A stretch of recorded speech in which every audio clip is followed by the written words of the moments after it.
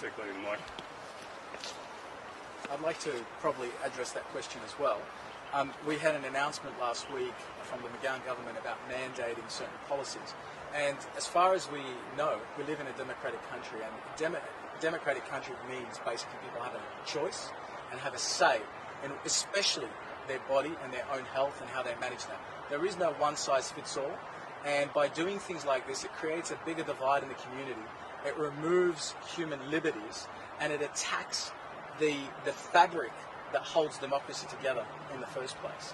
So why don't we mandate that everybody votes for Labor next state election? We may as well make it that clear, and that's why I honour and respect the gentlemen beside me here that have come together to commemorate the death of democracy as we know it, because that's exactly what's happening. In the last state election, we heard double speak, like the terms of don't waste your vote on a minority party or a smaller party, make it count, give it to Labor. And that was the message that was pushed and shoved down everybody's throat to vote in that way in state parliament and state elections. And what do we have now? We have a parliament that's all dressed in red, that all agree on the same thing, that are not held accountable, that are not held to question, should we be mandating this?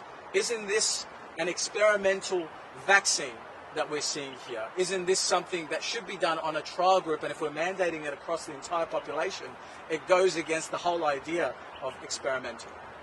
Do you support the government's vaccine mandate? No, I do not support it, because there should not be a mandate on people's health. I don't know, for example, your own health conditions. I don't know if you have an autoimmune condition, and mandating you, or else you lose your job at Channel 7, by making you take a vaccine that you don't know whether it fits within your health or not, and it's not according to your doctor's advice. Politicians aren't doctors. They're not health practitioners. They should not be mandating something that comes back to you and to your own personal being to make a decision for yourself whether you want to partake in this vaccine or not. And if you think it's good for you, go for it. That should definitely be your personal choice. But mandating it and forcing you to do it, or else you lose your job as a reporter, is not a great idea.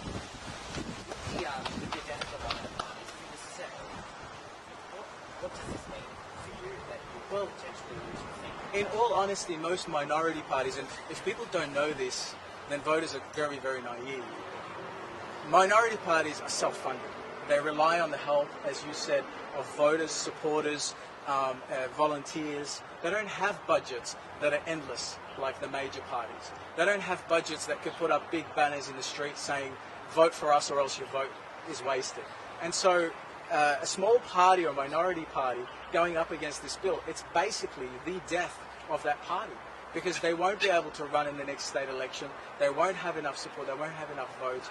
And therefore, the people won't have that representation that could have been otherwise afforded to them. I'll pass it on to the next gentleman here.